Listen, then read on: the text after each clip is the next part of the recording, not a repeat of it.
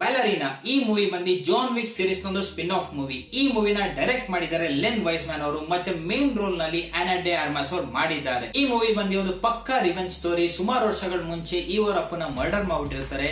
ಈ ಒಬ್ಳು ಪಕ್ಕಾ ರಾಸ್ಕೋ ರಾಮಾ ಟ್ರೆಡಿಷನಲ್ ಅಸಾಸಿನೇಟ್ ಟ್ರೈನಿಂಗ್ ತಗೊಂತಾರೆ.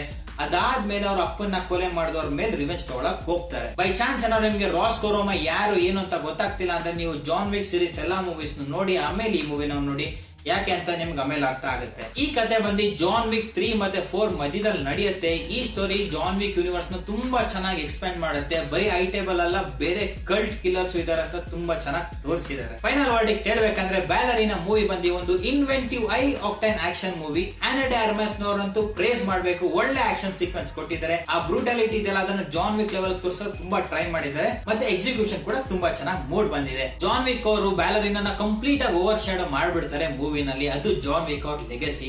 ಈ ಮೂವಿನ ಖಂಡಿತವಾಗ್ಲೂ ಒಂದ್ಸತಿ ನೋಡ್ಬೋದು. ಯಾರ್ಯಾರು ಆಕ್ಷನ್ ಮೂವೀಸ್ ನ ನೋಡ್ಬೇಕಂತ ಹೇಳ್ತಿರೋ ಅವರೆಲ್ಲ ಈ ಮೂವಿ ನೋಡಿ.